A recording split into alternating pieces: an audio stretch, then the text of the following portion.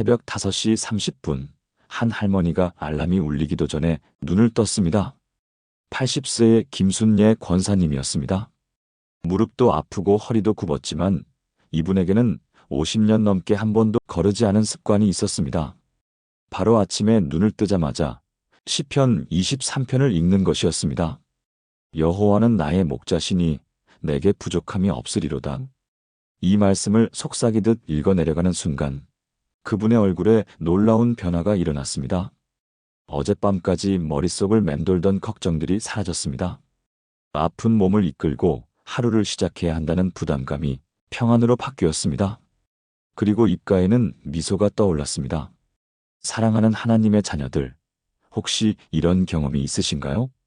매일 아침 눈을 뜨는 순간 마음이 무겁게 가라앉는 그런 아침 말입니다. 어제 해결되지 않은 문제들이 여전히 거기 있고 오늘 또 무슨 일이 일어날지 모르는 불안감 때문에 하루를 시작하기도 전에 벌써 지쳐버리는 그런 느낌입니다. 특히 우리 나이가 되면 몸 여기저기가 예전 같지 않습니다. 밤에 잠을 자도 개운하지 않고 아침에 일어나면 이곳저곳이 아픕니다. 병원에 가야 할 일도 많아지고 검사 결과를 기다리는 것도 불안합니다. 자녀들은 각자의 삶에 바빠서 자주 연락하지 않고 경제적으로도 점점 더 걱정이 됩니다. 하나님, 제 인생이 왜 이렇게 힘들까요? 언제까지 이런 어려움이 계속될까요? 정말로 하나님께서 저를 돌보고 계신 건가요? 이런 마음으로 하루를 시작하시는 분들이 정말 많으실 겁니다. 혹시 이런 생각도 드신 적이 있으신가요? 젊었을 때는 그래도 희망이 있었는데 이제는 앞으로 좋아질 일보다 나빠질 일이 더 많을 것 같다. 건강도 점점 나빠지고 기력도 떨어지고 기억력도 예전 같지 않다. 이런 상태로 언제까지 살아야 하나? 정말 솔직한 마음이실 겁니다. 하지만 오늘 하나님의 사랑하는 자녀들에게 놀라운 소식을 전해드리고 싶습니다. 하나님께서는 이미 오래전에 우리가 매일 아침 붙들어야 할 특별한 말씀을 준비해 두셨습니다. 바로 시편 23편입니다. 이 말씀은 단순한 아름다운 시가 아닙니다. 하나님께서 우리 한 사람 한 사람을 목자가 양을 돌보듯이 세심하게 돌보시는 모습을 보여주시는 살아있는 약속의 말씀입니다. 더 놀라운 것은 이 말씀을 매일 아침 눈 뜨자마자 붙들 때 우리 삶에 일어나는 3가지 놀라운 기적입니다. 이 기적들은 3000년 전 다윗이 경험한 것이지만 오늘 이 시대를 살아가는 우리도 동일하게 경험할 수 있는 하나님의 약속입니다. 첫 번째 기적은 모든 부족함과 걱정이 풍성한 만족과 평안으로 바뀌는 것입니다. 여호와는 나의 목자시니 내게 부족함이 없으리로다. 아무리 부족해 보이는 상황이라도 하나님의 완벽한 공급하심을 경험하게 됩니다. 두 번째 기적은 깊은 쉼과 완전한 회복을 얻게 되는 것입니다. 그가 나를 푸른 풀밭에 누이시며 쉴만한 물가로 인도하시는도다. 지친 영혼이 소생하고 새로운 힘을 얻게 됩니다. 세 번째 기적은 모든 두려움이 담대한 믿음으로 바뀌는 것입니다. 내가 사망의 음침한 골짜기로 다닐지라도 해를 두려워하지 아니할 것은 주께서 나와 함께 하심이라. 어떤 어려운 상황에서도 하나님께서 함께 하신다는 확신을 갖게 됩니다. 오늘은 이 3가지 놀라운 기적이 구체적으로 무엇인지, 왜 하나님께서 특별히 아침 시간에 이 말씀을 붙들기를 원하시는지, 그리고 실제로 이 말씀을 붙든 성도들에게 어떤 변화가 일어났는지 함께 나누어 보겠습니다. 지금 이 영상을 보고 계신 여러분의 내일 아침이 완전히 달라질 수 있습니다. 하나님께서 여러분을 위해 예비해 두신 이 놀라운 은혜를 놓치지 마시기 바랍니다. 자세한 이야기에 앞서 더 많은 분들과 하나님의 말씀을 나누는데 큰 도움이 되는 구독과 좋아요 버튼을 눌러주시기 바랍니다. 지금 바로 시작하겠습니다. 첫 번째 기적, 모든 부족함이 풍성한 만족으로 바뀌는 놀라운 변화. 여호와는 나의 목자시니 내게 부족함이 없으리로다. 시편 23편 1절 말씀입니다. 현실을 한번 돌아보세요. 우리는 늘 무언가가 부족하다고 느끼며 살아갑니다. 건강이 부족하다고 걱정하고 경제적 여유가 부족하다고 불안해하며 사랑받는 것이 부족하다고 외로워합니다. 심지어 신앙생활을 하면서도 믿음이 부족하다고 자책하고 기도가 부족하다고 괴로워합니다. 특히 나이가 들수록 이런 부족함들이 더 크게 느껴집니다. 체력도 예전 같지 않고, 기억력도 예전 같지 않고, 경제적으로도 점점 더 불안해집니다. 내가 언제까지 건강할 수 있을까? 노후 자금이 충분할까? 자녀들에게 짐이 되는 건 아닐까? 치매에 걸리면 어떻게 하지? 이런 생각들로 마음이 무거워집니다. 아침에 일어나면 가장 먼저 이런 걱정들이 떠오릅니다. 오늘 병원에 가야 하는데 검사 결과가 어떻게 나올까? 몸이 아픈데 누구에게 말할 수 있을까? 혼자 사는데 갑자기 쓰러지면 어떻게 될까? 이런 생각들로 하루를 시작하게 됩니다. 마치 마른 사막을 걷는 사람처럼 영혼이 목말라 합니다. 무언가를 채우려고 끊임없이 애쓰지만 그 갈증은 좀처럼 해결되지 않습니다. 그런데 하나님께서는 바로 그런 우리에게 놀라운 약속을 주셨습니다. 여호와는 나의 목자시니 내게 부족함이 없으리로다. 다윗이 이런 고백을 할 수 있었던 것은 그가 실제로 양을 치는 목자였기 때문입니다.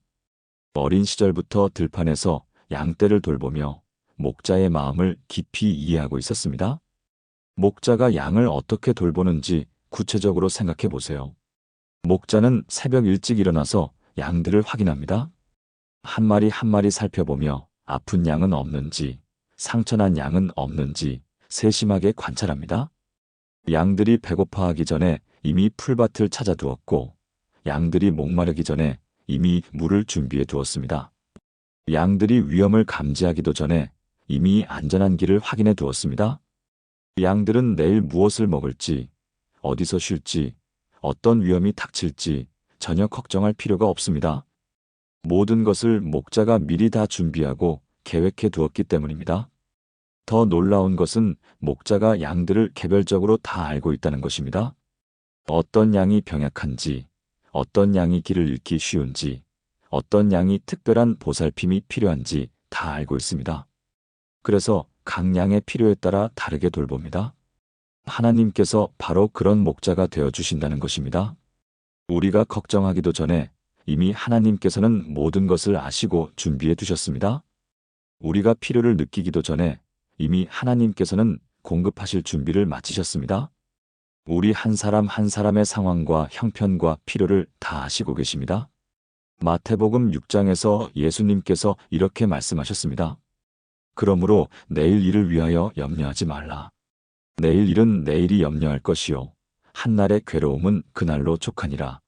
너희 천부께서 이 모든 것이 너희에게 있어야 할 줄을 아시느니라. 이 말씀도 바로 목자이신 하나님의 돌보심을 보여주는 약속입니다. 하나님께서는 우리에게 무엇이 필요한지 우리보다 더 정확하게 아십니다. 언제 그것이 필요한지도 우리보다 더 정확한 타이밍을 아십니다. 어떤 방법으로 공급해 주실지도 이미 다 계획하고 계십니다. 실제로 한 성도의 간증을 들어보겠습니다. 75세의 박영순 권사님이 계셨습니다. 이분은 남편을 먼저 하늘나라로 보내드린 후 혼자 생활하고 계셨습니다. 자녀들은 모두 외국에 살고 있어서 자주 만날 수도 없었습니다. 매일 아침이 무겁고 외로웠습니다. 내가 언제까지 혼자 살아야 할까? 몸이 아프면 누가 돌봐줄까? 경제적으로 어려워지면 어떻게 하지? 갑자기 쓰러지면 누가 발견해줄까? 이런 걱정들로 밤잠을 설치고 아침에 일어나는 것조차 힘들어 하셨습니다. 특히 혼자 먹는 식사가 너무 쓸쓸했고 아무도 자신을 찾지 않는 하루하루가 무의미하게 느껴졌습니다. 건강도 점점 나빠져서 병원에 가는 일이 잦아졌는데 혼자 가는 병원길이 너무 외로웠습니다.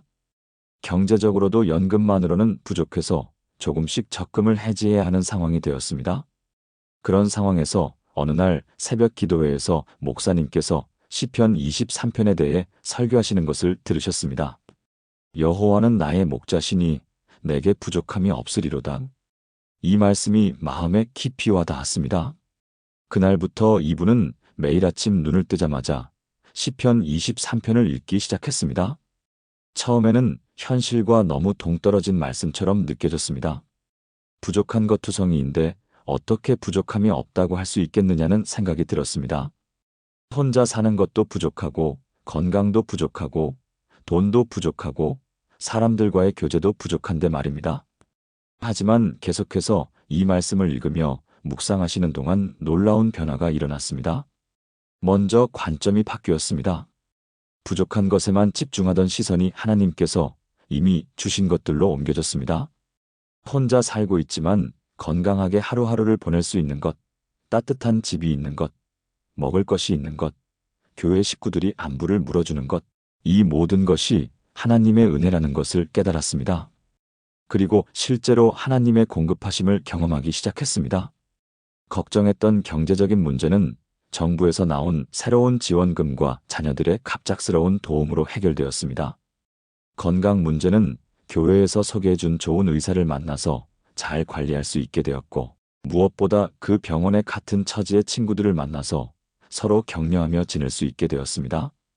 외로움의 문제는 교회 구역 식구들과 더 가까워지면서 해결되었습니다. 매주 돌아가면서 함께 식사하고, 함께 장보고, 함께 병원에 가는 친구들이 생겼습니다. 가장 놀라운 것은 이분이 다른 혼자 사는 어르신들을 돌보는 일을 시작하게 된 것입니다. 자신보다 더 어려운 처지에 있는 분들을 찾아가서 도움을 주고 함께 기도해주는 사역을 시작했습니다. 그분은 이렇게 간증하셨습니다. 이제 아침에 눈을 뜨면 가장 먼저 하나님께 감사부터 드리게 됩니다. 오늘도 저를 깨워주셔서 감사합니다. 오늘도 저와 함께 해주실 하나님 감사합니다. 그러면 하루 종일 마음이 평안합니다. 물론 여전히 혼자 살고 있고 몸이 완전히 건강해진 것은 아니지만 마음만은 정말 풍요롭습니다. 무엇보다 제가 다른 분들에게 도움이 되는 존재라는 것을 알게 되었을 때 정말 기뻤습니다. 부족함이 없다는 것이 모든 것이 넘쳐나는 것이 아니라 하나님께서 주신 것으로 만족하고 또 다른 사람에게 나누어 줄 수 있다는 뜻이라는 것을 깨달았습니다. 또 다른 성도의 경험도 들어보겠습니다. 58세의 이정호 집사님이 계셨는데 이분은 자영업을 하시면서 경제적인 어려움을 겪고 계셨습니다. 코로나19로 인해 장사가 안 되고 임대료는 계속 나가고 직원들 월급도 줘야 하는 상황에서 정말 막막했습니다. 매일 아침 일어나면 오늘은 또 얼마나 적자일까 하는 걱정부터 시작했습니다. 은행에서 대출을 받아서 버티고 있었지만 언제까지 버틸 수 있을지 불안했습니다.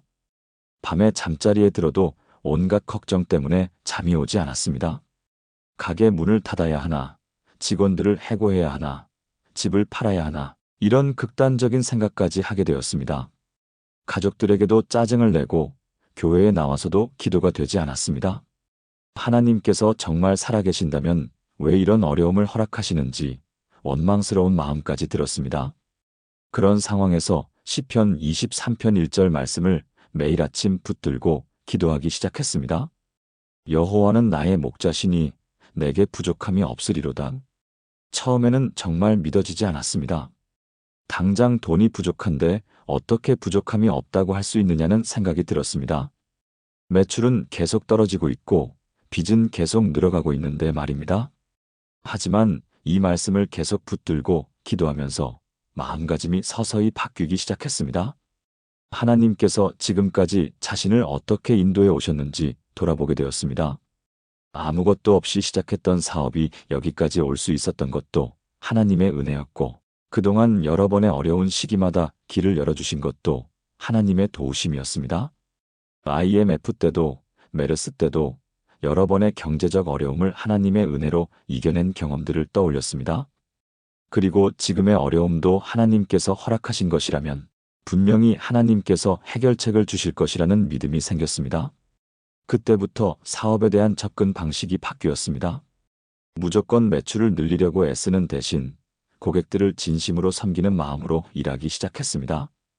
단골 고객들 한 명 한 명에게 더 정성을 다하고 작은 것이라도 서비스를 더 잘해드리려고 노력했습니다. 직원들에게도 더 따뜻하게 대하고 어려운 상황을 솔직하게 나누면서 함께 이겨나가자고 했습니다. 월급을 줄일 수밖에 없는 상황이었지만 직원들이 오히려 더 열심히 일해주었습니다. 기도도 다시 시작했습니다. 매일 아침 가게 문을 열기 전에 시편 23편을 읽고 오늘 하루도 하나님께서 함께 해주시기를 기도했습니다. 어려운 고객이 와도 화내지 않고 감사한 마음으로 대했습니다. 놀라운 일이 일어났습니다. 진심으로 고객들을 섬기니까 단골 고객들이 늘어났습니다. 그분들이 다른 사람들에게도 소개해주면서 새로운 고객들이 찾아왔습니다. 직원들과 마음을 합쳐서 일하니까 효율성도 높아지고 분위기도 좋아졌습니다. 그리고 몇 달 후에는 예상치 못한 큰 계약이 들어와서 경제적 어려움을 완전히 해결할 수 있었습니다.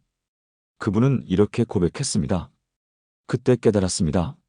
하나님께서는 제가 어려워하기 전부터 이미 해결책을 준비하고 계셨다는 것을. 제가 부족하다고 여겼던 모든 것들이 사실은 하나님의 완벽한 계획 안에 있었습니다. 매출이 줄어든 것도, 어려운 상황이 온 것도, 모든 것이 제가 하나님을 더 의지하게 만드시려는 하나님의 사랑이었습니다. 지금도 어려운 일이 생기면 시편 23편 1절을 먼저 읽습니다. 그러면 마음이 평안해지고 하나님께서 길을 열어주실 것이라는 확신이 생깁니다. 부족함이 없다는 것은 모든 것이 넘쳐나는 것이 아니라 하나님께서 주시는 것으로 충분하다는 믿음이라는 것을 알게 되었습니다. 65세의 김혜자 권사님의 이야기도 들어보겠습니다. 이분은 당뇨와 고혈압으로 여러 해 동안 고생하고 계셨습니다. 약을 먹어도 혈당 조절이 잘 되지 않았고 합병증에 대한 두려움도 컸습니다. 의료비도 만만치 않았고 자주 병원에 가야 하는 것도 부담이었습니다. 무엇보다 건강이 점점 나빠지는 것 같아서 미래에 대한 불안이 컸습니다. 내가 언제까지 이 병을 가지고 살아야 할까? 나중에 더 심각한 합병증이 오면 어떻게 하지? 가족들에게 짐이 되는 건 아닐까? 이런 걱정들로 마음이 무거웠습니다. 그런데 시편 23편 1절 말씀을 매일 아침 붙들고 묵상하기 시작했습니다. 여호와는 나의 목자시니 내게 부족함이 없으리로다. 처음에는 건강이 이렇게 나쁜데 어떻게 부족함이 없다고 할 수 있나 의문이 들었습니다. 하지만 계속 묵상하면서 깨달은 것이 있었습니다. 건강이 완벽하지 않아도 지금 이 순간 하나님께서 함께하고 계시다는 것만으로도 충분하다는 것이었습니다. 병이 있어도 하나님께서 그 병을 통해서도 당신의 뜻을 이루어 가신다는 것을 믿게 되었습니다. 그때부터 병에 대한 태도가 바뀌었습니다. 병을 원수로 여기고 미워하는 대신 하나님께서 허락하신 것으로 받아들이기 시작했습니다. 더 건강한 생활 습관을 만들어가는 기회로 여기고 같은 병을 앓고 있는 분들을 위로하고 격려하는 사역의 기회로 여겼습니다. 병원에 갈 때도 원망하는 마음 대신 감사하는 마음으로 갔습니다. 좋은 의사를 만날 수 있게 해주신 것, 치료받을 수 있는 여건이 되는 것, 의료보험이 있어서 치료비 부담을 줄일 수 있는 것, 이 모든 것이 하나님의 은혜라고 고백했습니다. 놀라운 일이 일어났습니다. 마음이 평안해지니까 스트레스가 줄어들고 스트레스가 줄어드니까 혈당 조절도 더 잘 되기 시작했습니다. 규칙적인 생활과 적절한 운동, 그리고 긍정적인 마음가짐이 건강에도 좋은 영향을 주었습니다. 무엇보다 같은 질병으로 고생하는 분들을 도와드리는 일을 시작하면서 삶의 보람을 찾게 되었습니다. 병원에서 만난 환우들에게 희망을 주고 교회에서도 질병으로 고생하는 분들을 위한 기도 모임을 만들어서 인도하게 되었습니다. 그분은 이렇게 간증하셨습니다. 건강이 완전히 회복된 것은 아니지만 마음은 전보다 훨씬 건강해졌습니다. 부족함이 없다는 것이 모든 것이 완벽하다는 뜻이 아니라 하나님께서 허락하신 현재 상황에서도 충분히 감사하며 살 수 있다는 뜻이라는 것을 깨달았습니다. 오히려 병이 있기 때문에 더 많은 사람들을 도울 수 있게 되었고 하나님께 더 가까이 나아갈 수 있게 되었습니다. 여러분, 이것이 바로 시편 23편을 매일 아침 붙들 때 일어나는 첫 번째 기적입니다.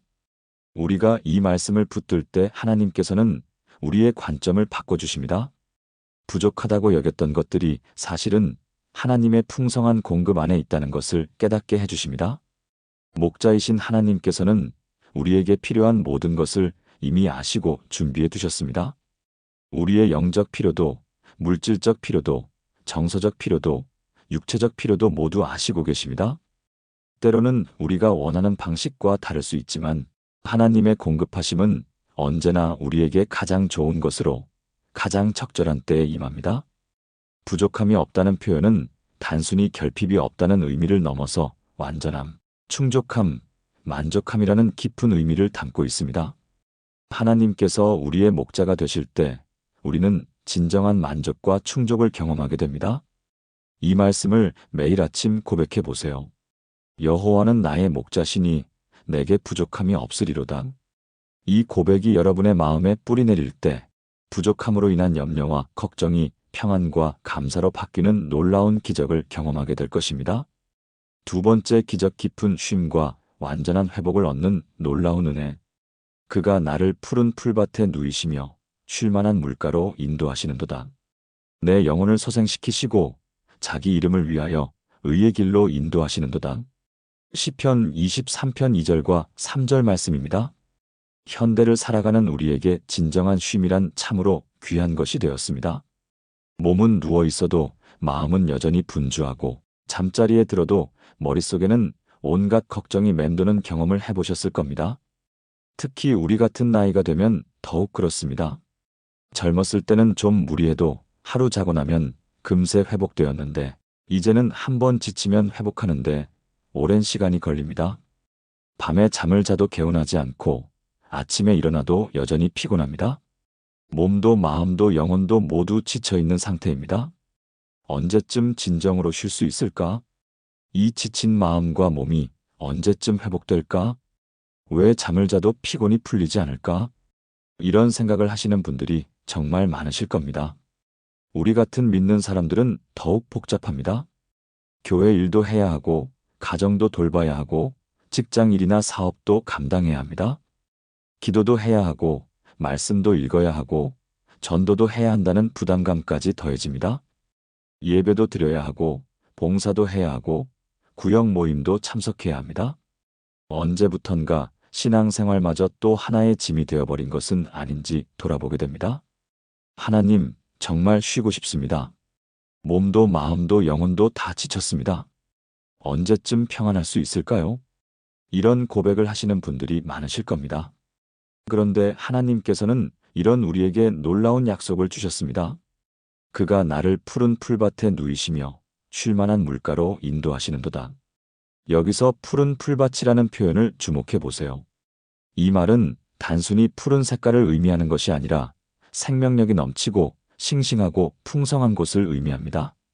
고대 중동 지역은 대부분 사막이나 반사막 지역이었습니다. 그런 환경에서 양을 치는 목자에게 푸른 풀밭을 찾는 것은 쉬운 일이 아니었습니다. 대부분의 땅은 메마르고 거칠었기 때문입니다. 목자는 양들을 위해 멀리까지 가서라도 푸른 풀밭을 찾아야 했습니다. 때로는 며칠씩 걸어가야 하는 곳에 있는 풀밭도 있었습니다. 그런 수고를 마다하지 않고 최고의 풀밭을 찾아주는 것이 좋은 목자의 조건이었습니다. 그런 환경에서 푸른 풀밭을 찾아내는 것은 목자의 실력과 사랑을 보여주는 것이었습니다. 하나님께서도 마찬가지입니다. 이 메마른 세상에서 우리에게 진정한 쉼터를 마련해 주십니다.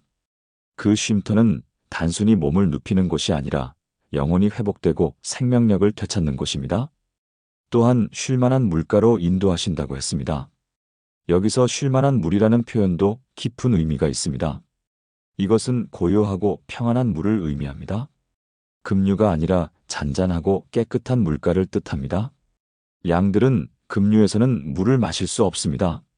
물소리가 크면 놀라서 도망가고 물이 세차게 흐르면 위험하기 때문입니다. 양들의 본능적인 두려움 때문에 아무리 목말라도 급류에서는 물을 마시지 않습니다. 목자는 반드시 양들이 안전하게 물을 마실 수 있는 고요한 물가를 찾아주어야 했습니다. 때로는 댐을 만들어서 물의 흐름을 조절하기도 하고, 때로는 웅덩이를 파서 고여있는 물을 만들기도 했습니다. 이 모든 것이 양들을 위한 목자의 세심한 배려였습니다. 하나님께서도 우리에게 그런 쉼을 주십니다. 세상의 소음과 혼란에서 벗어나 고요한 곳에서 영혼의 갈증을 해소할 수 있도록 인도해 주십니다. 그 고요한 물가에서 우리는 하나님의 음성을 듣고 평안을 얻고 새 힘을 얻게 됩니다. 실제로 한 성도의 경험을 나누어 보겠습니다. 62세의 최순덕 권사님이 계셨습니다. 이분은 수년간 극심한 스트레스와 우울감에 시달리고 계셨습니다. 남편의 사업이 어려워지면서 경제적 부담이 컸고 시어머니를 모시는 일도 쉽지 않았습니다. 시어머니는 치매 초기 증상이 있으셔서 밤낮이 바뀌어 계셨고 같은 말을 반복하시거나 길을 잃어버리시는 일이 잦았습니다. 낮에는 시어머니를 돌보고 밤에는 깨어서 살펴드리느라 제대로 잠을 잘 수가 없었습니다. 자녀들은 각자의 생활에 바빠서 자주 도움을 청할 수도 없었고 며느리로서 책임감 때문에 혼자 감당해야 한다는 부담감이 컸습니다.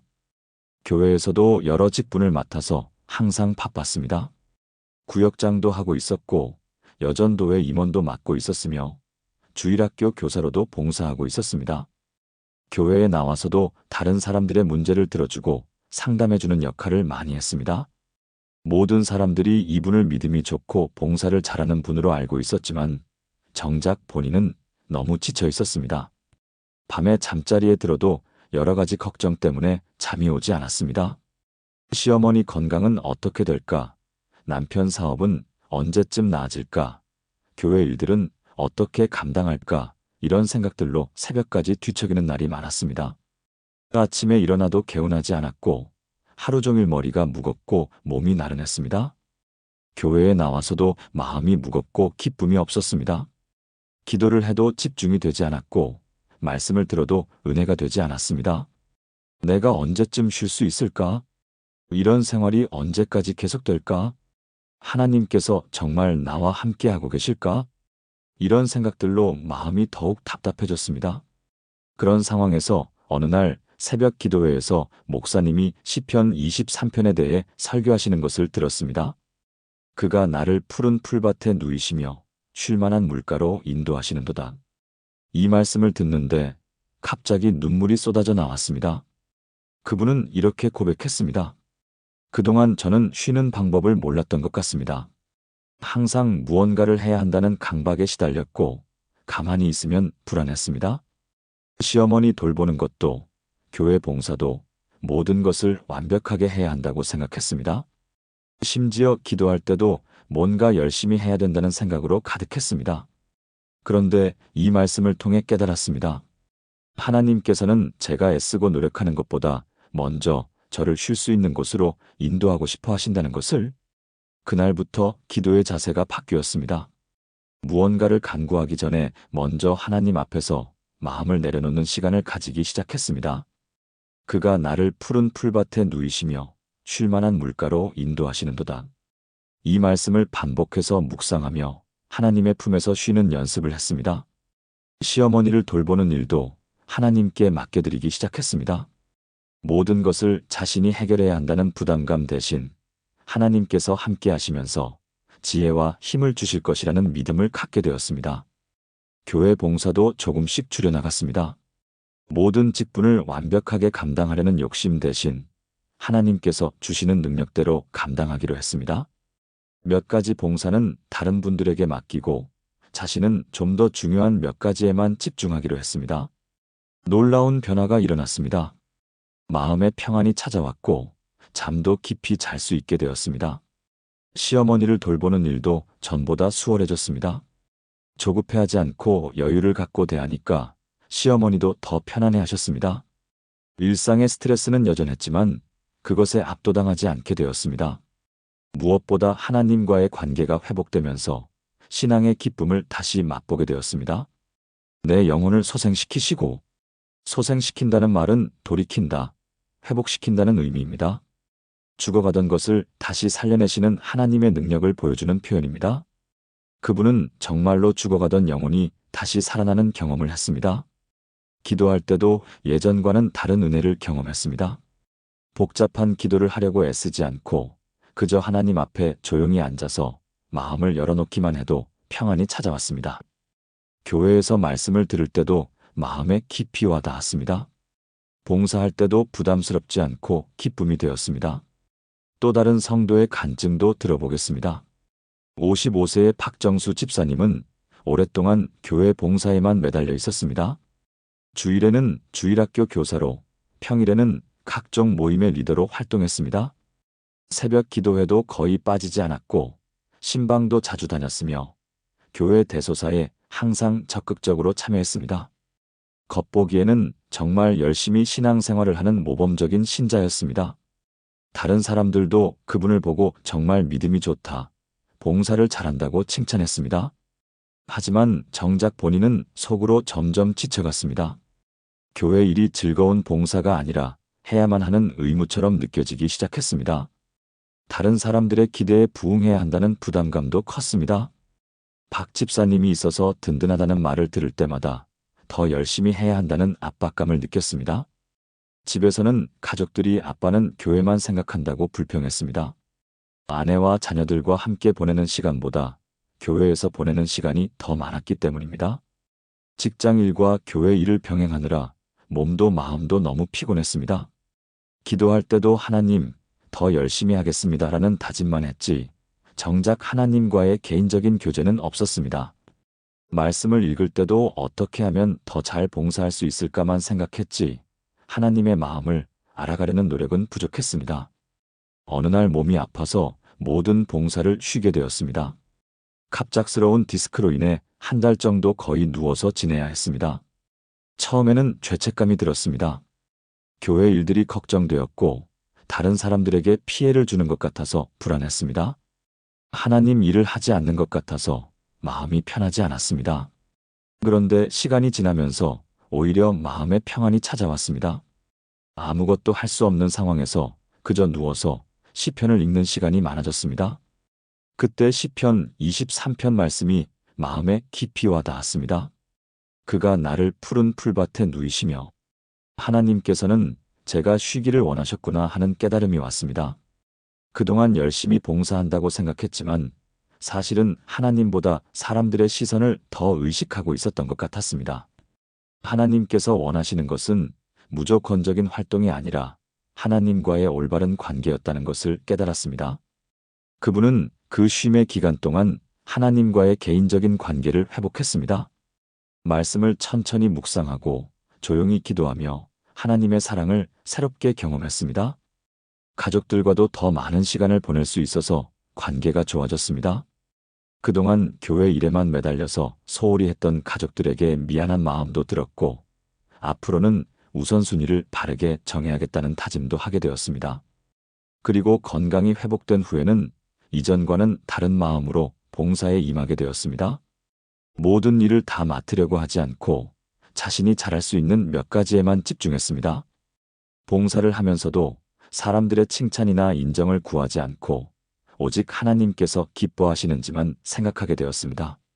무엇보다 봉사가 의무가 아니라 기쁨이 되었습니다. 자기 이름을 위하여 의의 길로 인도하시는도다. 하나님께서 우리를 쉬게 하시는 목적이 여기에 나와 있습니다. 단순히 피곤해서 쉬게 하시는 것이 아닙니다. 올바른 길로 인도하시기 위해서입니다. 우리가 진정한 쉼을 경험할 때 비로소 하나님의 뜻을 분별할 수 있게 됩니다. 바쁘고 복잡한 마음으로는 하나님의 음성을 듣기 어렵습니다. 하지만 고요한 마음으로 하나님 앞에 나아갈 때 주님께서 가야 할 길을 보여주십니다. 70세의 김영희 권사님의 이야기도 들어보겠습니다. 이분은 평생 부지런히 살아오셨습니다. 젊어서부터 새벽 4시에 일어나서 가족들 식사 준비를 하고 밭일도 하고 집안일도 하고 교회 봉사도 열심히 했습니다. 자녀들을 다 키우고 결혼시킨 후에도 손자 손녀들을 돌보느라 바쁘게 지내셨습니다. 그런데 나이가 들면서 몸이 예전 같지 않아졌습니다. 무릎도 아프고 허리도 아프고 기력도 많이 떨어졌습니다. 하지만 여전히 쉬는 것에 대해서는 죄책감을 느끼셨습니다. 게으름뱅이가 되는 것 같아서 아프면서도 계속 일을 하려고 했습니다. 그러다가 넘어져서 다치게 되었고 의사로부터 당분간은 절대 안정을 취하라는 지시를 받았습니다. 처음에는 답답하고 불안했습니다. 내가 이렇게 누워만 있으면 되나? 쓸모없는 사람이 되는 것 같다. 이런 생각들로 마음이 무거웠습니다. 그런데 시편 23편을 매일 읽으면서 마음이 바뀌기 시작했습니다. 그가 나를 푸른 풀밭에 누이시며, 하나님께서 자신을 강제로 쉬게 하신 것이 아니라 사랑으로 쉼터로 인도하고 계신다는 것을 깨달았습니다. 그동안 너무 바쁘게 살아오느라 놓쳤던 것들을 발견하게 되었습니다. 창밖으로 보이는 나무들이 계절에 따라 어떻게 변해가는지, 새들이 어떻게 지저귀는지, 바람이 어떤 소리를 내는지 이런 작은 것들을 새롭게 보게 되었습니다. 성경도 이전보다 더 깊이 읽게 되었습니다. 바쁠 때는 의무적으로 읽었던 말씀이 이제는 정말 달콤하게 느껴졌습니다. 기도도 이전보다 더 깊어졌습니다. 이것저것 부탁하는 기도보다는 하나님과 조용히 교제하는 시간이 많아졌습니다. 전화로나마 자녀들이나 손자, 손녀들과 더 많은 대화를 나누게 되었습니다.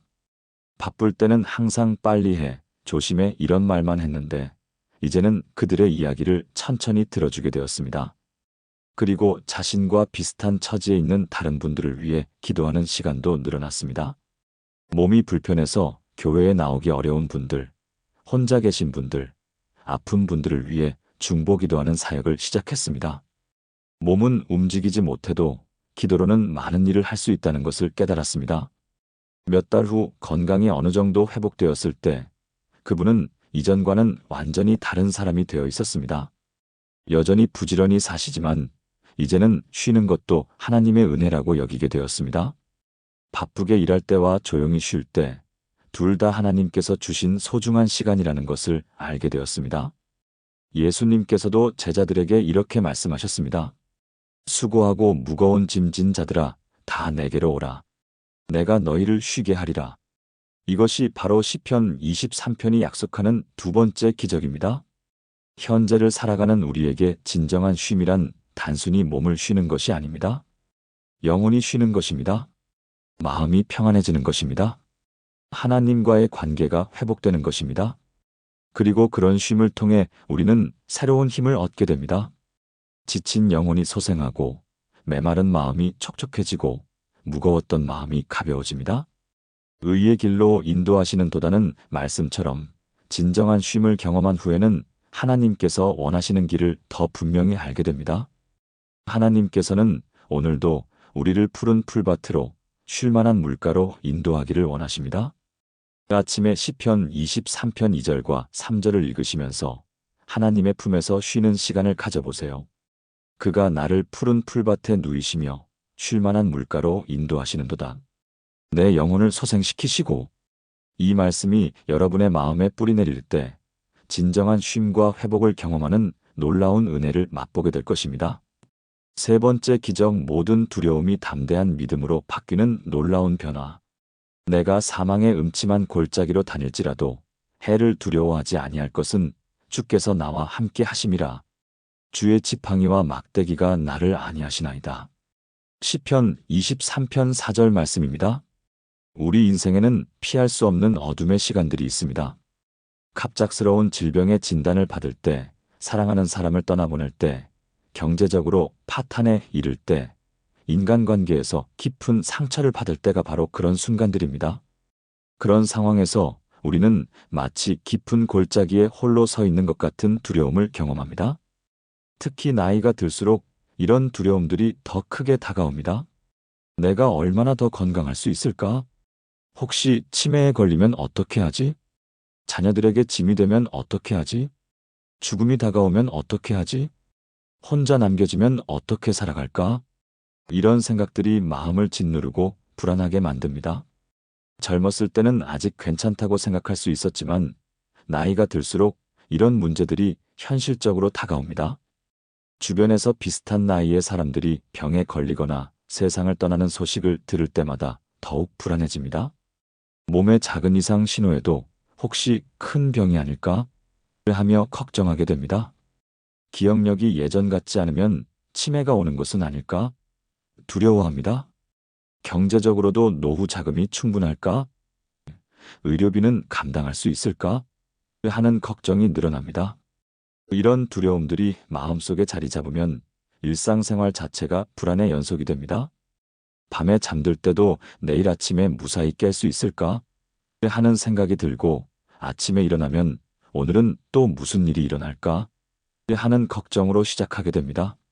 하지만 하나님의 백성에게는 다른 고백이 있습니다. 내가 사망의 음침한 골짜기로 다닐지라도 해를 두려워하지 아니할 것은 주께서 나와 함께 하심이라. 사망의 음침한 골짜기라는 표현은 인간이 경험할 수 있는 가장 극한의 상황을 의미합니다. 절망과 공포, 절대적인 고립감과 무력감이 지배하는 그런 상황 말입니다. 그런데 다윗은 그런 상황에서도 해를 두려워하지 아니한다고 고백했습니다. 이것이 어떻게 가능할까요? 그 이유가 바로 주께서 나와 함께 하심이라는 확신 때문이었습니다. 사망의 음침한 골짜기라는 표현을 자세히 살펴보면 이는 단순히 죽음을 의미하는 것이 아닙니다. 죽음의 그림자, 죽음이 드리운 어둠을 뜻합니다.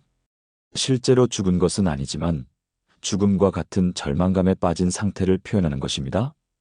우리 인생에도 그런 시간들이 있습니다. 살아있지만 살아있는 것 같지 않은 시간들, 희망이 전혀 보이지 않는 어둠의 터널 같은 시간들 말입니다. 그런 때에 우리가 붙들 수 있는 것이 바로 이 약속입니다. 주께서 나와 함께 하심이라. 성경에서 다니엘의 이야기를 생각해 보세요. 다니엘은 왕의 명령을 어기고 하나님께 기도했다는 이유로 사자굴에 던져졌습니다. 사람의 관점에서 보면 완전히 사망의 음침한 골짜기 상황이었습니다. 포악한 사자들이 우글거리는 굴 속에서 밤을 지새워야 했습니다. 아무도 도울 수 없는 절망적인 상황이었습니다. 그런데 다니엘은 두려워하지 않았습니다.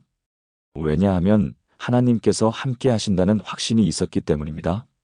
실제로 하나님께서는 천사를 보내어 사자들의 입을 막아주셨습니다. 다음 날 아침 다니엘은 아무런 해를 당하지 않고 굴에서 나올 수 있었습니다. 또 다른 예로 욥의 이야기도 있습니다. 욥은 하루아침에 모든 재산을 잃고 자녀들을 잃고 건강마저 잃었습니다. 친구들마저 그를 정죄하며 등을 돌렸습니다. 그야말로 사망의 음침한 골짜기를 걷고 있었습니다. 하지만 욥은 이런 고백을 했습니다. 그가 나를 죽이실지라도 나는 그를 의뢰하리라. 이것이 바로 시편 23편이 말하는 담대한 믿음입니다. 상황이 절망적이어도 하나님을 신뢰하는 믿음입니다. 실제로 현재를 살아가는 성도들의 간증을 들어보겠습니다. 73세의 이영자 권사님의 이야기입니다. 이분은 갑작스럽게 암 진단을 받았습니다. 의사는 이미 다른 장기로 전이된 상태라서 수술이 불가능하고 항암 치료도 효과를 장담할 수 없다고 했습니다. 남은 시간이 6개월 정도라는 말을 들었습니다. 가족들은 모두 절망에 빠졌고 본인도 처음에는 극도의 공포에 사로잡혔습니다. 왜 하필 나에게 이런 일이? 이제 정말 끝인가? 가족들을 두고 먼저 가야 하나? 죽는다는 게 이렇게 무서운 건가? 이런 생각들로 밤잠을 이루지 못했습니다. 병원에 입원해서도 계속 울기만 했습니다. 그런데 어느 날 새벽 병실에서 혼자 시편을 읽고 있을 때 23편 4절 말씀이 마음에 강하게 임했습니다. 내가 사망의 음침한 골짜기로 다닐지라도 해를 두려워하지 아니할 것은 주께서 나와 함께 하심이라. 그 순간 놀라운 평안이 마음에 임했습니다. 이분은 이렇게 고백했습니다. 죽음에 대한 두려움이 완전히 사라진 것은 아니었습니다. 하지만 그보다 더 큰 확신이 생겼습니다. 살든지 죽든지 하나님께서 함께 하신다는 확신 말입니다. 그 확신이 두려움보다 더 컸습니다. 만약 하나님께서 저를 부르신다면 그것도 하나님의 뜻이고 만약 더 살게 하신다면 그것도 하나님의 뜻이라는 마음이 들었습니다. 그 후 이분의 삶이 완전히 바뀌었습니다. 치료 과정도 담대하게 받아들였고 가족들을 오히려 위로하며 격려했습니다. 주변 사람들이 놀랄 정도로 평안한 모습을 보였습니다. 같은 병동의 다른 환자들과 가족들에게도 위로와 힘이 되었습니다. 하나님께서 함께 하시니까 두려울 것이 없어요. 우리는 죽어도 하나님 나라로 가는 것이니까 오히려 기뻐해야 해요. 이런 말로 다른 사람들을 격려했습니다. 의료진들도 그분의 긍정적인 태도에 놀라워했습니다. 그리고 놀라운 일이 일어났습니다. 항암 치료에 예상보다 훨씬 좋은 반응을 보였고 암의 크기가 현저히 줄어들었습니다. 1년 후에는 거의 완치 판정을 받았습니다. 하지만 그분에게 더 큰 기적은 두려움을 이기는 믿음을 얻은 것이었습니다. 지금도 정기검진을 받을 때마다 약간의 불안은 있지만 예전 같은 공포는 없습니다. 주께서 나와 함께 하심이라는 확신이 모든 두려움을 이겼기 때문입니다. 주의 지팡이와 막대기가 나를 안위하시나이다. 이 부분도 깊은 의미가 있습니다. 목자의 지팡이는 양들을 인도하고 보호하는 도구였습니다. 길을 잃은 양을 찾을 때, 위험한 곳에서 양을 구해낼 때, 양들을 올바른 방향으로 인도할 때 사용했습니다. 막대기는 맹수나 도적들로부터 양떼를 지키는 무기였습니다. 늑대나 곰이 나타나면 목자는 막대기로 싸워서 양들을 보호했습니다. 하나님께서도 우리에게 그런 지팡이와 막대기가 되어주십니다. 어두운 골짜기를 걸을 때 길을 잃지 않도록 인도해 주시고 영적인 원수들로부터 우리를 보호해 주십니다. 안위한다는 것은 위로하고 격려한다는 뜻입니다. 두려움 속에서도 하나님의 위로하심을 경험할 수 있다는 말씀입니다. 66세의 박철수 집사님의 간증도 들어보겠습니다. 이분은 사업 실패로 인해 엄청난 빚을 지게 되었습니다. 30년간 운영해왔던 회사가 부도가 나면서 개인 보증까지 서 있던 수십억 원의 빚이 고스란히 개인에게 넘어왔습니다. 집도 팔아야 했고 아파트에서 작은 원룸으로 이사해야 했습니다. 평생 모아온 모든 것을 다 잃었습니다. 채권자들의 독촉은 계속되었고 법정에 서야 하는 일도 생겼습니다. 아내도 충격을 받아 병원에 입원해야 했습니다. 자녀들에게도 미안한 마음뿐이었고 친구들이나 지인들과도 만나기가 어려웠습니다. 어떻게 이런 일이 나에게 생겼을까? 평생 정직하게 살아왔는데 이제 정말 끝인가? 가족들에게 너무 미안하다. 극단적인 선택까지 생각할 정도로 절망적인 상황이었습니다. 교회에 나가는 것도 부끄러웠고 하나님께 기도하는 것도 어려웠습니다. 하나님께서 정말 살아계신다면 왜 이런 일을 허락하셨을까? 내가 무슨 큰 죄를 지었기에 이런 벌을 받는 것일까? 원망과 분노가 마음을 가득 채웠습니다. 그런데 어느 날 시편 23편을 읽다가 4절 말씀에서 멈추게 되었습니다. 내가 사망의 음침한 골짜기로 다닐지라도 해를 두려워하지 아니할 것은 주께서 나와 함께 하심이라. 이 말씀이 마음 깊이 박혔습니다. 그분은 이렇게 고백했습니다. 그때 깨달았습니다. 제가 두려워하는 것은 죽음이 아니라 실패에 대한 부끄러움이었습니다. 사람들의 시선과 평가가 무서웠던 것입니다. 하지만 하나님께서는 그런 저와도 함께 하신다는 것을 알게 되었습니다. 성공했을 때만 함께 하시는 것이 아니라 실패했을 때도, 어려울 때도, 절망적일 때도 함께 하시는 하나님이시라는 것을 믿게 되었습니다. 그 후로 마음가짐이 완전히 바뀌었습니다. 여전히 어려운 상황이었지만 두려움에 압도당하지 않게 되었습니다. 빚을 갚는 것도 하나님께서 도와주실 것이라는 믿음이 생겼습니다. 차근차근 문제를 해결해 나가기 시작했습니다. 채권자들에게 솔직하게 상황을 설명하고 분할 상환 계획을 세웠습니다. 작은 일이라도 할 수 있는 일을 찾아서 열심히 했습니다. 가족들과도 힘을 합쳐서 어려운 시기를 이겨나가기로 했습니다. 교회에도 다시 나가기 시작했습니다. 처음에는 부끄러워서 뒷자리에만 앉았지만 시간이 지나면서 형편을 아는 성도들의 따뜻한 위로와 격려를 받았습니다. 하나님께서 반드시 길을 여어주실 것이다. 우리가 함께 기도해 주겠다. 이런 말들이 큰 힘이 되었습니다. 몇 년의 시간이 걸렸지만 결국 모든 빚을 다 갚을 수 있었습니다. 새로운 사업도 시작했고 예전만큼은 아니지만 안정적인 생활을 할 수 있게 되었습니다. 무엇보다 그 과정에서 하나님의 신실하심을 깊이 체험했습니다. 지금도 어려운 일이 생기면 이 말씀을 먼저 떠올립니다. 내가 사망의 음침한 골짜기로 다닐지라도 해를 두려워하지 아니할 것은 주께서 나와 함께 하심이라. 78세의 최순희 권사님의 이야기도 들어보겠습니다. 이분은 남편과 함께 60년을 살아오셨는데 남편이 갑작스럽게 세상을 떠나셨습니다. 아침에 평소처럼 일어나서 준비하시던 남편이 갑자기 쓰러지셔서 그대로 하늘나라로 가셨습니다. 너무 갑작스러운 일이라 받아들이기가 어려웠습니다. 60년간 함께 해온 반려자를 하루아침에 잃는다는 것이 현실로 느껴지지 않았습니다. 장례식을 치르는 동안에도 꿈이겠지, 남편이 다시 돌아올 거야 하는 생각이 계속 들었습니다. 하지만 시간이 지나면서 혼자 남겨졌다는 현실이 점점 무겁게 다가왔습니다. 밤에 잠자리에 들 때가 가장 외로웠습니다.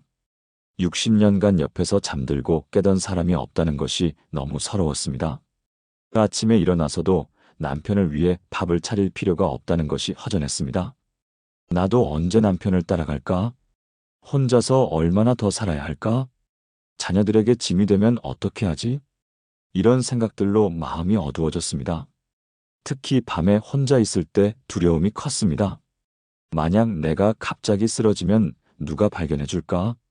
혼자 죽어가면 얼마나 무서울까? 이런 두려움들이 마음을 짓눌렀습니다. 그런 상황에서 매일 시편 23편을 읽기 시작했습니다. 내가 사망의 음침한 골짜기로 다닐지라도 해를 두려워하지 아니할 것은 주께서 나와 함께 하심이라. 이 말씀이 점점 마음에 와닿았습니다. 혼자라고 생각했는데 실제로는 혼자가 아니었습니다. 하나님께서 함께 하고 계셨습니다. 남편은 하늘나라에 먼저 가 계시지만 언젠가는 다시 만날 수 있다는 소망도 생겼습니다. 그리고 지금 이 땅에서의 시간도 하나님께서 허락하신 소중한 시간이라는 것을 깨달았습니다.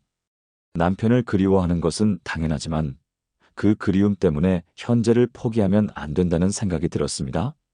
하나님께서 자신을 아직 이 땅에 남겨두신 이유가 있을 것이라고 믿게 되었습니다. 그때부터 삶의 태도가 바뀌었습니다. 혼자 사는 다른 어르신들을 찾아가서 함께 시간을 보내기 시작했습니다. 자신과 같은 처지에 있는 분들과 함께 기도하고 서로 위로하는 모임도 만들었습니다. 교회에서도 홀로 되신 분들을 돌보는 사역에 참여했습니다. 무엇보다 손자, 손녀들과 더 많은 시간을 보내면서 그들에게 신앙의 유산을 물려주려고 노력했습니다. 지금도 남편이 그립고 외로울 때가 있지만 예전 같은 절망적인 두려움은 없습니다. 주께서 나와 함께 하심이라는 확신이 모든 두려움을 이겼기 때문입니다. 사도 바울도 비슷한 고백을 했습니다. 내게 능력 주시는 자 안에서 내가 모든 것을 할 수 있느니라. 우리가 살아도 주를 위하여, 살고 죽어도 주를 위하여 죽나니 그러므로 사나 죽으나 우리가 주의 것이로당. 이것이 바로 시편 23편이 주는 담대함입니다. 상황이 절망적이어도 하나님께서 함께 하시기 때문에 두려워하지 않는 믿음입니다. 시편 23편은 여기서 끝나지 않습니다. 5절과 6절에서 더욱 놀라운 약속을 하십니다. 주께서 내 원수의 목전에서 내게 상을 차려주시고 기름을 내 머리에 부으시니 내 잔이 넘치나이다. 내 평생의 선하심과 인자하심이 반드시 나를 따르리니 내가 여호와의 집에 영원히 거하리로다. 원수의 목전에서 상을 차려주신다는 것은 고대 근동 지역의 문화를 이해해야 합니다.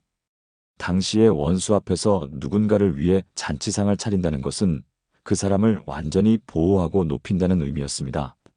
원수들이 보는 앞에서도 당당하게 축복해 주시는 하나님의 은혜를 보여주는 것입니다. 우리 인생에도 원수들이 있습니다.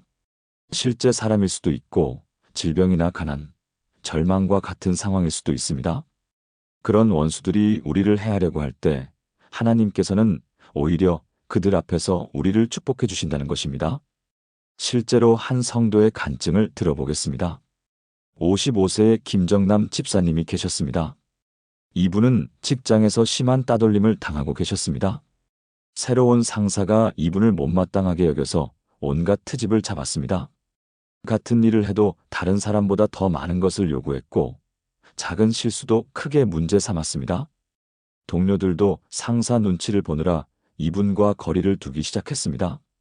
승진에서도 계속 누락되었고 좋은 업무는 다른 사람들에게만 배정되었습니다. 매일 출근하는 것이 고역이었고 그만두고 싶은 마음이 굴뚝 같았습니다. 나이가 있어서 다른 직장을 찾기도 쉽지 않았고 가정의 경제적 상황상 함부로 직장을 그만둘 수도 없었습니다. 그런데 어느 날 시편 23편 5절 말씀을 묵상하게 되었습니다. 주께서 내 원수의 목전에서 내게 상을 차려주시고 이 말씀이 마음에 와닿으면서 기도의 제목이 바뀌었습니다. 그만두게 해달라는 기도 대신 그 자리에서 하나님의 영광을 드러낼 수 있게 해달라고 기도하기 시작했습니다. 상사나 동료들에게 원망하는 마음 대신 그들을 위해 기도하기 시작했습니다. 더 열심히 일하고 더 친절하게 대하고 더 정직하게 업무를 처리했습니다. 놀라운 일이 일어났습니다. 몇 달 후 회사에 큰 프로젝트가 들어왔는데 그것이 바로 이분의 전문 분야였습니다. 그동안 쌓아온 실력과 경험을 발휘할 기회가 온 것입니다. 다른 사람들은 그 일을 감당할 수 있는 능력이 없었습니다. 프로젝트는 대성공을 거두었고 이분은 전 직원 앞에서 표창을 받게 되었습니다. 그분은 이렇게 고백했습니다. 바로 그 순간 시편 23편 말씀이 현실이 되었습니다. 저를 괴롭혔던 사람들이 보는 앞에서 하나님께서 저를 높여주신 것입니다. 그들의 표정이 아직도 기억납니다. 하나님께서 정말로 제 편이 되어주셨다는 것을 모든 사람이 보게 되었습니다. 그 후로는 상사도 태도가 완전히 바뀌었고 동료들도 다시 인정해주기 시작했습니다. 기름을 머리에 붓는 것은 고대 근동에서 최고의 환대를 의미했습니다. 왕이나 제사장을 세울 때 기름을 부었듯이 하나님께서는 우리를 왕 같은 제사장으로 대우해 주신다는 뜻입니다. 내 잔이 넘친다는 표현도 놀랍습니다.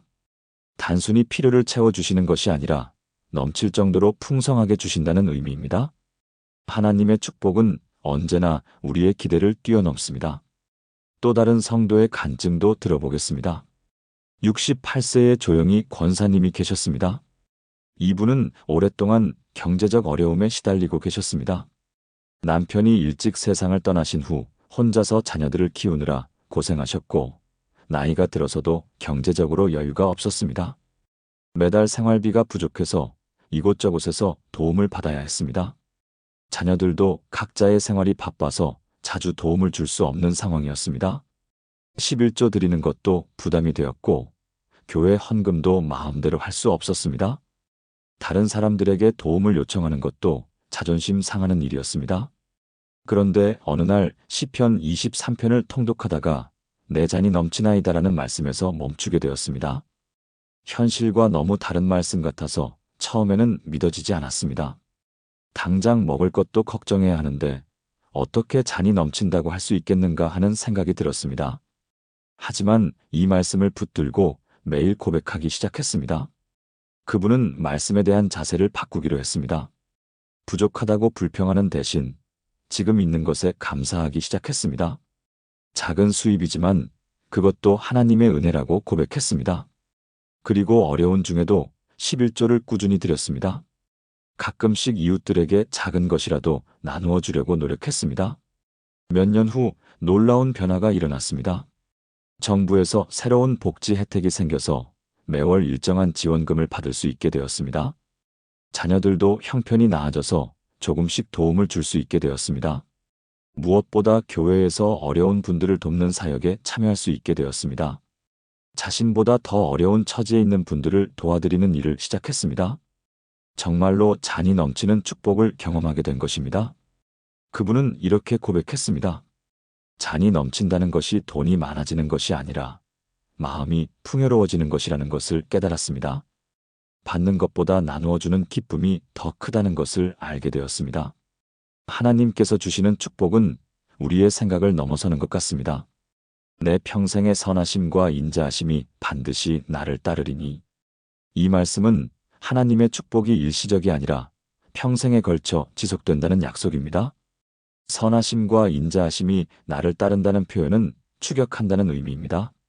마치 경찰이 도둑을 추격하듯이 하나님의 사랑이 우리를 끈질기게 따라온다는 뜻입니다. 우리가 하나님을 찾아가는 것이 아니라 하나님께서 먼저 우리를 찾아오십니다. 우리가 실수하고 넘어져도 하나님의 사랑은 포기하지 않고 계속 따라옵니다. 이것이 바로 하나님의 언약적 사랑입니다. 한 성도의 간증을 들어보겠습니다. 60세의 이한수 집사님이 계셨습니다. 이분은 젊은 시절 하나님을 떠나 방탕한 생활을 했습니다. 술과 도박에 빠져 가정도 파탄나고 사업도 망했습니다. 교회도 나가지 않았고 기도도 하지 않았습니다. 가족들에게 상처도 많이 주었고 주변 사람들에게도 실망만 안겨주었습니다. 그런데 그 절망적인 시간에도 계속 마음에 떠오르는 말씀이 있었습니다. 바로 시편 23편이었습니다. 어릴 때 어머니가 가르쳐 주신 이 말씀이 계속 생각났습니다. 특히 선하심과 인자하심이 반드시 나를 따르리니라는 구절이 자꾸 떠올랐습니다. 그분은 이렇게 고백했습니다. 그때 깨달았습니다. 제가 하나님을 버렸지만 하나님은 저를 버리지 않으셨다는 것을. 제가 아무리 멀리 도망가도 하나님의 사랑은 저를 포기하지 않고 따라오고 있었습니다. 그 사랑에 감동되어 하나님께 돌아올 수 있었습니다. 그 후 이분은 완전히 새로운 사람이 되었습니다. 술과 도박을 끊고 가족들에게 진심으로 사과했습니다. 새로운 일을 시작해서 성실하게 살아갔습니다. 교회도 다시 나가기 시작했고 같은 처지에 있는 사람들을 돕는 사역도 시작했습니다. 지금은 교회에서 중독자들을 돕는 상담 사역을 하고 있습니다. 내가 여호와의 집에 영원히 거하리로다. 시편 23편의 마지막 구절입니다. 여호와의 집은 단순히 성전을 의미하는 것이 아닙니다. 하나님의 임재 가운데 하나님과의 관계 속에서 영원히 거하는 것을 의미합니다. 우리의 최종 목적지는 이 세상의 성공이나 행복이 아닙니다. 하나님과 영원히 함께하는 것입니다. 그 영원한 관계 속에서 완전한 평안과 기쁨을 누리는 것입니다. 이것이 바로 시편 23편이 약속하는 완전한 축복입니다. 현재의 필요를 채워주실 뿐만 아니라 영원한 미래까지 보장해 주시는 하나님의 은혜입니다. 72세의 정순자 권사님의 마지막 간증을 들어보겠습니다. 이분은 평생을 시편 23편과 함께 살아오신 분입니다. 어려서부터 이 말씀을 외워서 평생을 이 말씀으로 살아왔습니다. 젊을 때는 6.25 전쟁을 겪으면서도 이 말씀으로 위로를 받았습니다. 결혼해서 자녀를 낳고 기르면서도 이 말씀으로 힘을 얻었습니다. 남편이 세상을 떠날 때도 이 말씀으로 소망을 잃지 않았습니다. 지금도 혼자 살면서 이 말씀으로 매일을 시작합니다. 그분은 이렇게 간증했습니다. 시편 23편은 제 인생의 모든 순간과 함께 했습니다. 기쁠 때도 슬플 때도 건강할 때도 아플 때도 부유할 때도 가난할 때도 이 말씀이 저와 함께 했습니다. 이제 곧 하나님 나라로 갈 날이 가까워지고 있지만 조금도 두렵지 않습니다. 여호와의 집에 영원히 거할 그날을 기다리고 있습니다. 이 땅에서의 삶도 축복이었지만 하나님과 영원히 함께할 그날이 더욱 기대됩니다. 여러분도 지금 어떤 골짜기를 지나고 계십니까? 질병의 골짜기일 수도 있고 경제적 어려움의 골짜기일 수도 있고 외로움의 골짜기일 수도 있습니다. 어떤 골짜기든 상관없습니다. 시편 23편 4절부터 6절까지의 말씀을 붙들어 보세요. 내가 사망의 음침한 골짜기로 다닐지라도 해를 두려워하지 아니할 것은 주께서 나와 함께 하심이라. 주의 지팡이와 막대기가 나를 안위하시나이다. 주께서 내 원수의 목전에서 내게 상을 차려주시고 기름을 내 머리에 부으시니 내 잔이 넘치나이다. 내 평생의 선하심과 인자하심이 반드시 나를 따르리니 내가 여호와의 집에 영원히 거하리로다. 이 말씀이 여러분의 마음에 뿌리내릴 때 어떤 상황에서도 두려워하지 않는 담대한 믿음이 생길 것입니다. 하나님께서는 여러분을 홀로 두지 않으십니다. 가장 어둡고 절망적인 순간에도 함께 걸어가 주십니다. 그리고 그 골짜기를 지나면 원수의 목전에서도 상을 차려주시고 내 잔이 넘치도록 축복해 주실 것입니다. 이것이 바로 시편 23편을 매일 아침 붙들 때 일어나는 세 번째 놀라운 기적입니다. 마무리. 지금까지 시편 23편을 매일 아침 눈 뜨자마자 붙들면 나타나는 세 가지 놀라운 기적에 대해 함께 나누었습니다. 첫 번째 기적은 모든 부족함이 풍성한 만족으로 바뀌는 기적이었습니다. 여호와는 나의 목자시니 내게 부족함이 없으리로다. 목자이신 하나님께서 우리에게 필요한 모든 것을 완벽한 타이밍에 공급해 주시기 때문입니다. 우리가 부족하다고 여겼던 것들이 사실은 하나님의 풍성한 계획 안에 있었다는 것을 깨닫게 됩니다. 두 번째 기적은 깊은 쉼과 완전한 회복을 얻는 기적이었습니다. 그가 나를 푸른 풀밭에 누이시며 쉴만한 물가로 인도하시는도다. 내 영혼을 소생시키시고 지친 영혼이 하나님의 품에서 진정한 안식을 찾고 새로운 힘으로 회복되는 은혜를 경험하게 됩니다. 세 번째 기적은 모든 두려움이 담대한 믿음으로 바뀌는 기적이었습니다. 내가 사망의 음침한 골짜기로 다닐지라도 해를 두려워하지 아니할 것은 주께서 나와 함께 하심이라. 어떤 어려운 상황에서도 하나님의 동행하심을 확신하며 담대하게 살아갈 수 있게 됩니다. 이 모든 것이 단순한 이론이나 신학적 개념이 아닙니다. 우리가 시편 23편을 매일 아침 눈 뜨자마자 붙들고 고백할 때 실제로 경험할 수 있는 하나님의 살아있는 역사입니다. 3000년 전 다윗이 경험했던 그 놀라운 은혜를 오늘 우리도 동일하게 경험할 수 있습니다. 내일 아침부터 이 말씀을 여러분의 매일의 고백으로 만들어 보세요. 아침에 눈을 뜨자마자 가장 먼저 이 말씀을 읽어보세요. 여호와는 나의 목자시니 내게 부족함이 없으리로다. 그가 나를 푸른 풀밭에 누이시며 쉴 만한 물가로 인도하시는도다. 내 영혼을 소생시키시고 자기 이름을 위하여 의의 길로 인도하시는도다. 내가 사망의 음침한 골짜기로 다닐지라도 해를 두려워하지 아니할 것은 주께서 나와 함께 하심이라. 주의 지팡이와 막대기가 나를 안위하시나이다. 주께서 내 원수의 목전에서 내게 상을 차려주시고 기름을 내 머리에 부으시니 내 잔이 넘치나이다. 내 평생의 선하심과 인자하심이 반드시 나를 따르리니 내가 여호와의 집에 영원히 거하리로다. 매일 아침 이 말씀으로 하루를 시작할 때 여러분의 인생이 완전히 달라질 것입니다. 부족함과 걱정으로 시작했던 하루가 감사와 만족으로 가득 찰 것입니다. 지침과 무기력으로 시작했던 하루가 새로운 힘과 소망으로 충만할 것입니다. 두려움과 불안으로 시작했던 하루가 담대한 믿음과 확신으로 넘칠 것입니다.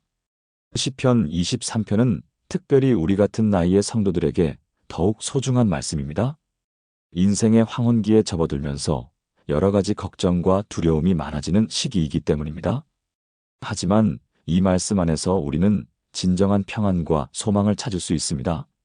나이가 들어가는 것이 두려운 것이 아니라 하나님과 더 가까워지는 귀한 시간이 될 수 있습니다. 몸은 약해져가도 영혼은 더욱 강건해질 수 있습니다. 이 세상에서의 시간이 얼마 남지 않았다고 해도 영원한 하나님 나라를 바라보며 소망 가운데 살아갈 수 있습니다. 여러분 모두가 이 놀라운 은혜를 경험하시기를 진심으로 바랍니다. 매일 아침 시편 23편과 함께 하루를 시작하시는 하나님의 자녀들이 되시기를 바랍니다. 목자이신 하나님께서 여러분 한 분 한 분을 푸른 풀밭과 쉴 만한 물가로 인도하시고 모든 골짜기에서도 함께 걸어가 주시기를 바랍니다. 여러분의 잔이 항상 넘치는 축복을 경험하시고 하나님의 선하심과 인자하심이 평생 여러분을 따라다니시기를 바랍니다. 이 영상이 여러분에게 도움이 되셨다면 구독과 좋아요를 눌러주세요. 알림 설정도 해주시면 새로운 말씀 영상을 놓치지 않고 받아보실 수 있습니다. 더 많은 하나님의 말씀과 은혜를 나누고 싶습니다. 여러분의 응원과 기도가 큰 힘이 됩니다. 댓글로 여러분의 간증이나 기도 제목도 나누어 주시기 바랍니다. 함께 기도하며 하나님의 은혜를 나누는 복된 공동체가 되었으면 합니다. 귀한 시간을 내어 끝까지 함께 해주신 여러분께 진심으로 감사드립니다. 오늘도 주님의 은혜와 평강이 여러분과 여러분의 가정에 충만하시길 기도합니다. 여러분의 하루하루가 시편 23편의 축복으로 가득하시길 바랍니다. 내일 아침부터 이 말씀과 함께 새로운 시작을 하시기 바랍니다. 다음에 더 귀한 말씀으로 다시 만나 뵙겠습니다. 감사합니다.